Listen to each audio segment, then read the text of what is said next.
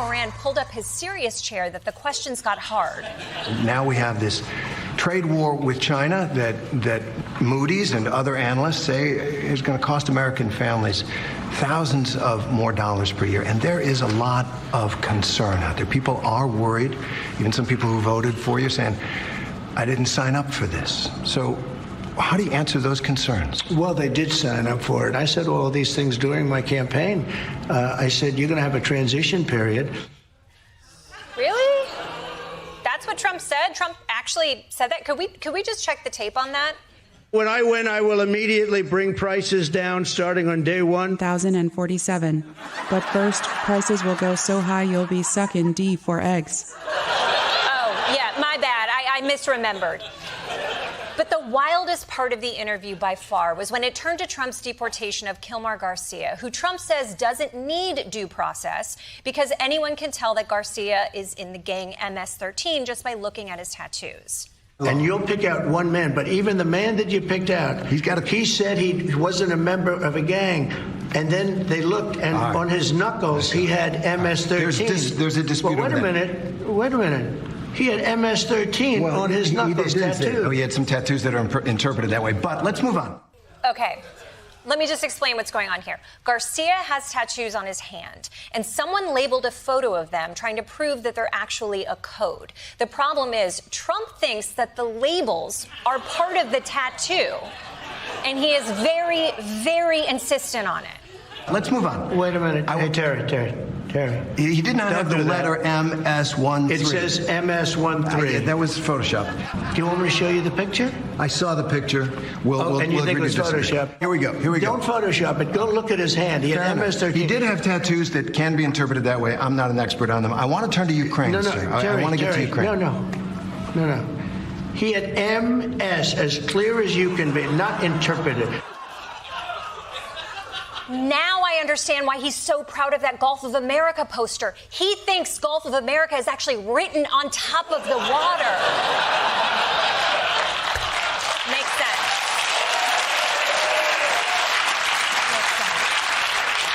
And what is so crazy is that Terry Moran kept trying to change topics, but Trump wouldn't let him. I have never seen an interview where a reporter catches a politician in a gotcha, and the politician is the one who says, stop trying to move on. I am not done embarrassing myself. But I will hand it to Terry Moran. He held his ground to the point where it actually wore Trump out. And that's when we saw a moment of vulnerability from Trump. He's got MS-13 on his knuckles. All right. Okay? We'll take a look at that. You do such a disservice. We'll take a look at that, sir. Why don't you just say, yes, he does, and, go on to something else? It's contested. Ukraine. Why don't you just say I'm right? Up is down, left is right, Santa's real. And that is Trump in a nutshell. I can't prove the insane things I believe, so just go along with them. Don't believe your eyes, believe the Photoshop. But I, for one, will not believe the Photoshop, okay? I will go into the rest of the term with my eyes wide open, staring and watching. Oh, God, no! Oh, my eyes, my beautificated eyes! Americans are still trying to process the global realignment that has occurred following the disastrous Oval Office meeting between the president, J.D. Vance, and Volodymyr Zelenskyy. What happened, they say? Are we still America, they say? Whose side are we on, they say? It's complicated. The best way that I can explain what happened and show Americans how to process this new reality was with another shocking turn of events from this weekend. On Saturday night at the Elimination Chamber, the WWE shocked the world as John Cena turned heel, joined The Rock, and attacked Cody Rhodes. Now, if that does not immediately explain to you our current geopolitical climate, you must have grown out of watching wrestling through the normal course of aging. I, on the other hand, understand this in my bones.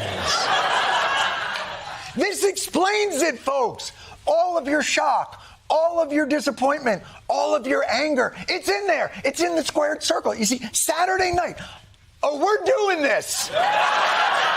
Saturday night, John Cena, the good guy of professional wrestling, Mr. Hustle, the champ, the man who stood for everything, truth, justice, the guy who literally holds the record for the most Make-A-Wish Foundation meetings of all time.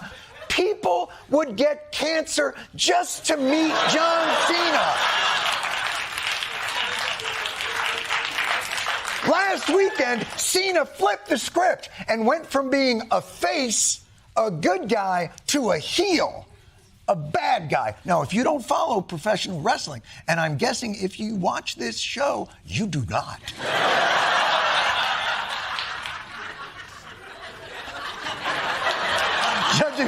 Judging from, all right. But let me continue to bore you with this metaphor. So here's what happened. The current WWE champion is one Cody Rhodes.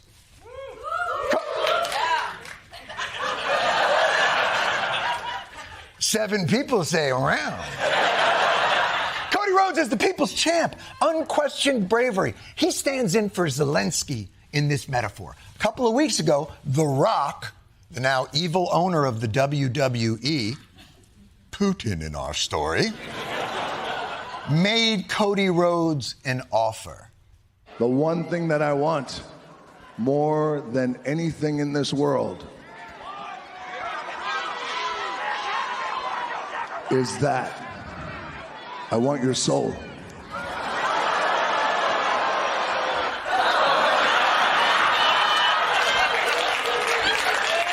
Putin, he wants Zelenskyy so. But sir, I am smaller and weaker than you.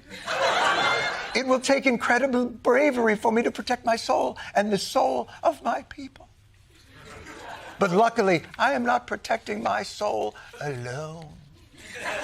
For I have the support of the great John Cena!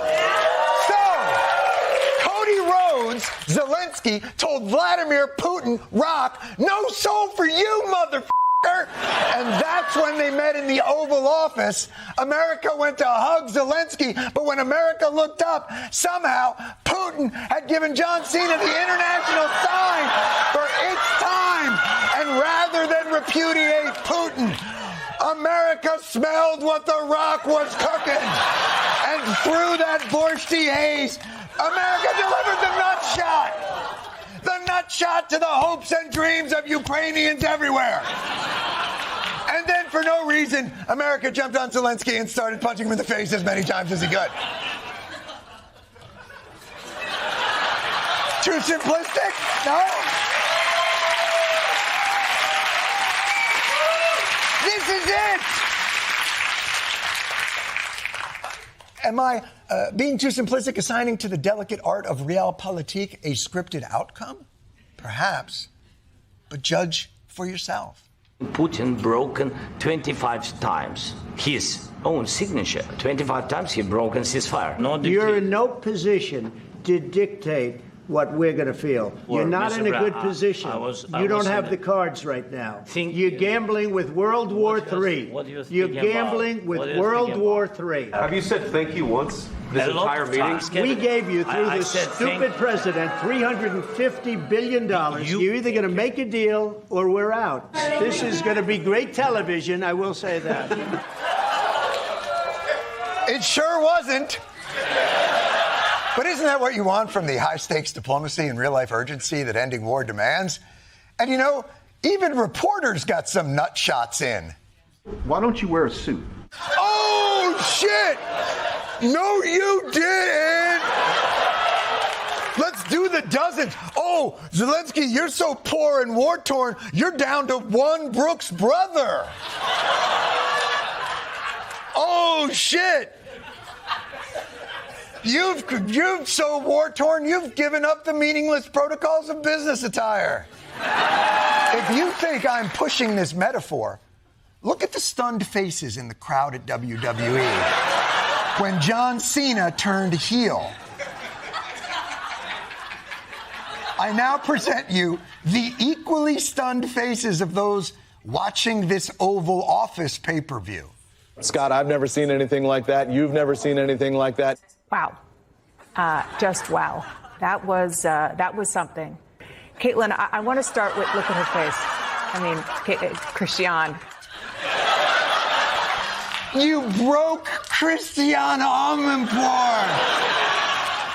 The woman wanders unprotected through Taliban-controlled Afghanistan, doesn't give a f***. 10 minutes of Trump diplomacy, and she's like, is anyone else dizzy? My A1C is plunging.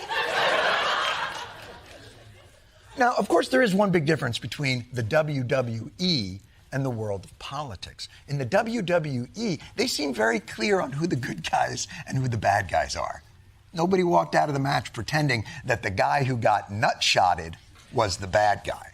There was this attitude of ungratefulness, seeing his smirk, seeing him roll his eyes, seeing him refer to J.D. Vance, the vice president, as J.D. He shows up in his Equinox chic outfit to the doggone Oval Office. President Zelenskyy was also antagonistic, and frankly, he was rude. So impertinent, so disrespectful. Tone deaf, going in and fighting back, getting sassy with the president and the... He was sassy. He was sassy. He was sassy. Ooh. He was a real scallywag. You know what I would say if I was there in the Oval Office with him? I'd say, you better watch your tone, mister. I think it was Churchill who, during World War II, was roundly criticized for being a bit lippy. Excuse me, mister, we'll decide where you're going to fight them, whether it's on the beaches or not or whatever. Poor guy, Zelenskyy. His nation was invaded. He's against all odds held off a much bigger army for 3 years. And we're like, would it kill you to smile a little more? Dress a little nicer, your beautiful country, nobody would know. Show off what you got, you know what I'm talking about? Maybe some of those rare metals I've been hearing something about. But of course, if you criticize Trump's very clear hostility to Zelenskyy, and very clear appreciation of Putin as being suspicious or a repudiation of American values as they've been outlined since World War II, Trump's people quickly set up straw men north of Richmond. If there are no negotiations, what is the alternative? Another 4 years of war? We're not saying there should be no negotiations. We're just surprised at the side you seem to be negotiating for. President Trump recognizes the urgent need to end this war after 3 long, bloody years. President Zelenskyy has different aims in mind. Yeah, bullshit. I'm pretty sure everybody wants to end all. Hitler wanted to end the war, just not the way it ended. You're pretending that we have no other options. Our hearts all break for the suffering and loss and death. But you know what will be even worse? World War III. Yes, I'm sure your heart, in quotation marks, is breaking. But in your little zero-sum formulation, you are correct. Total capitulation by Ukraine, loss of all their mineral wealth, and no security guarantees is still better than World War III. For now. But you know, everything sounds better if the only other option you're presenting us is World War III. You can listen to the Amelia Perez composer freestyle another verse at the Oscars or World War III. Eventually, you will agree to hear another verse by a hair. Another major concern here is that Trump called up the National Guard without permission from Gavin Newsom, governor of California and man with strong opinions about the food and business class. But Newsom is hitting back. The absurdity of this cannot be understated. There were 2,000 National Guard that were, quote unquote, deployed, of which only 315 actually were mission assigned. 1,700 have no particular role or responsibility. This wouldn't be the first time someone went to L.A. looking for a role and couldn't find one. Hey, You listen to me, 1,700 troops. You keep following your dreams. You work on your craft, knock down those doors, and most importantly, do not go into porn. Do not. Don't do it. Although if you did, I've got a great title for you. Pussy commentaries. There it is. So, okay, Newsom is lobbing the unfathomable accusation that Trump might make decisions without fully thinking them through, but I'm sure Trump will be the bigger man here.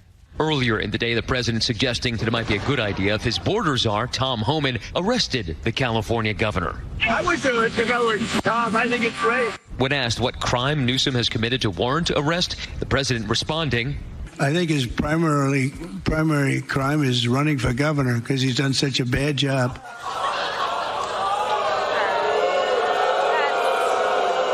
That's a ridiculous statement from Trump. Gavin Newsom's primary crime is obviously his podcast.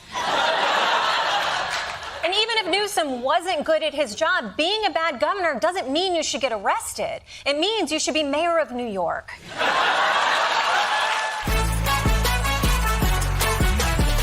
Showdown is now taking shape between the Trump administration and America's oldest university. The federal government announcing it will freeze more than $2 billion in grants for Harvard and $60 million in contracts after the school refused to comply with demands to limit activism on campus, eliminate its DEI programs, and make other changes.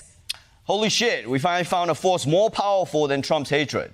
Harvard's love of sending rejection letters. But look, I don't usually root for Harvard because they're Harvard. They've got everything. It's like rooting for Jeff Bezos to win the lottery. But in this case, I have to give them credit. They're standing up for their principles and for everyone's right to free speech, even if it means possible financial ruin. One of the big questions going forward, is Harvard going to dip into that $50 billion plus endowment to make up for that federal shortfall? Okay, I hate them again. But the best part about Harvard's resistance to Donald Trump is that it gives people the chance to go on TV and let you know where they went to school. I myself am a first-generation college graduate. I graduated from Harvard. I should disclose I went to Harvard, so I'm very familiar with the president and with how the community feels right now. But as a Harvard alum, and as you know, I am as well. I know many alums, including people I know very closely and faculty members like me. I know you look really surprised because I'm wearing a tie you've never seen before. It has a little Latin word inside each one of those symbols there, the word veritas, meaning truth, of course. And this is the one night, it's a one night only appearance of this tie. I know that is not something that you usually billboard in the world about yourself. Oh, God, the only thing worse than people bragging about going to Harvard is people pretending to be embarrassed about going to Harvard. It's like, oh, my darkest secret, please don't make me tell anyone. Please, no. I went to Harvard. Harvard. My favorite guy is Lawrence O'Donnell. He's really embarrassed he has to talk about this. I mean, it's definitely not something he will bring up all the time over the course of many years. Let me just say, confessionally, I went to Harvard College. Most of the good things that have happened to me in some way trace back to Harvard. You and I, as Harvard Americans, I first heard him speak as a guest lecturer at Harvard. Okay, well, I got into Harvard, too. In fact, it was the only college I applied to. So I know we're trying to bring people back from the El Salvador mega prison, but do they have room for one more? We all know President Trump has spent the last 2 weeks in a wrestling match with the ghost of Jeffrey Epstein. But he's been fighting the last 6 months with a much more alive person, Federal Reserve Chairman Jerome Powell. And boy, does Trump hate the guy. Jerome Powell has done a terrible job, and frankly, I don't think he could do a worse job. We have a stupid person, frankly, at the Fed. He's an average mentally person. I'd say low in terms of what he does, low IQ for what he does, okay? But this, numbskull, he's a numbskull. I think he's a total stiff. You talk to the guy, it's like talking to nothing. It's like talking to a chair. No personality. Yeah. Yeah, you know, whatever happened to all of our exciting, dynamic Federal Reserve chairs? Who doesn't remember Fed Chairman Dirks McGinty, huh? Oh, did he crash the economy? Yes. But that guy was radical. Now, you may be wondering what Jerome Powell ever did to make Trump so angry. I mean, the way Trump talks about him, you'd think they caught him at a Coldplay concert with Trump's wife. But at its heart, this is a beef about economics. Trump wants to lower interest rates to help juice the economy, but Jerome Powell is in charge of setting those interest rates, and he refuses to lower them because he's worried that will increase inflation. And nothing makes Trump angrier than someone doing their job well. He should have cut interest rates a long time ago. Europe has cut them 10 times in the short period of time, and we cut them none. The only time he cut them was just before the election to try and help Kamala or Biden, whoever the hell it was, because nobody really knew. How did that work out? You'll tell me. It didn't work out too well, did it? By the way, if you're wondering what this guy has to do with any of this, I'll tell you, nothing. That's the Crown Prince of Bahrain. He flew across the planet to talk about peace in the Middle East, and now he just has to sit there while Trump works himself up over some personal shit. It's like when you were at your friend's house for dinner and get dragged into their parents' fight. You know? Oh, you know what? Let's ask Timmy. Timmy, is 4 beers a normal amount to drink at breakfast? Tell Mr. Patterson. Tell Mr. Patterson. But yeah, sorry, Your Highness. It doesn't matter what you were here for. Just buckle up and enjoy the ride. He's a terrible Fed chair. I was surprised he was appointed. I was surprised, frankly, that Biden put him in. Yeah, why did Joe Biden put Jerome Powell in? Let's go back to when Joe Biden appointed Jerome Powell and see what Joe Biden said about him. It is my pleasure and my honor to announce my nomination of Jerome Powell to be the next chairman of the Federal Reserve. He's strong, he's committed, he's smart. Damn. Man, Joe Biden looks fat as shit. Hey, I get it. I'm also trying desperately to forget everything that happened during Trump's first term. So, now, you might be wondering, if Trump hates this guy so much, why doesn't he just fire him? Well, he's been threatening to pretty much nonstop ever since he won the election. But you tell me if Powell seems fazed by it. Some of the president-elect's advisors have suggested that you should resign. If he asked you to leave, would you go? No. Can you follow up on, do you think that legally you're not required to leave? No. Okay. You don't want to spin it? Do a little grandstanding, you know? The camera's on, give it a little razzle-dazzle, Big J, come on! But no, Jerome Powell truly does not give a about Trump's threats. To follow up on Victoria's question, do you believe that the president has the power to fire or demote you? Not permitted under the law. Not what? Not permitted under the law. Wow. He went on to add, try me, bitch. Although, just one more quick follow-up, Chairman Powell. Do you think I can pull off jean shorts? Not permitted under the law. Harsh but fair. But Powell is right. The president can't actually fire him. The position of Fed chairman was designed to be independent from the president, to ensure that his decisions will be made free of political pressure. But Trump thinks he found a loophole. Yesterday, the president suggested a caveat that he could remove Chairman Powell if there is cause. He has accused Powell of fraud related to the Fed's multi-year $2 billion renovation project. He's spending $2.5 billion to I guess it's a renovation. I don't know. The one thing I didn't see him as a guy that needed a palace to live in. And now on top of it, he's building a close to $3 billion little nest egg for himself. He's doing a little renovation for $2.5 billion of the Fed.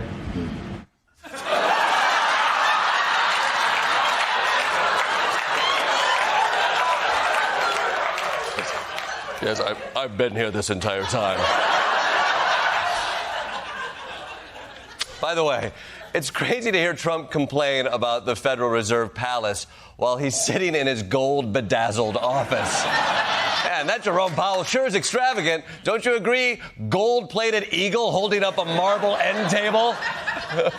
But on the other hand, Trump's smear campaign is having an effect. Some of these charges of extravagant spending got to the point where Powell had to deny them under oath. The media reports that you accurately quoted, they're misleading and inaccurate in many, many respects. There's no new marble. There are no special elevators. There are no new water features. There's no beehives. What?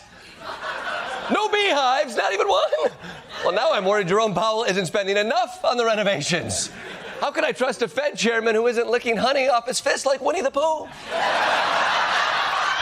It seems like they're now trying to make the renovation sound as shitty as possible. No water feature, no special elevators, and worst of all, they're dismantling the skate park for Dirks McGinty.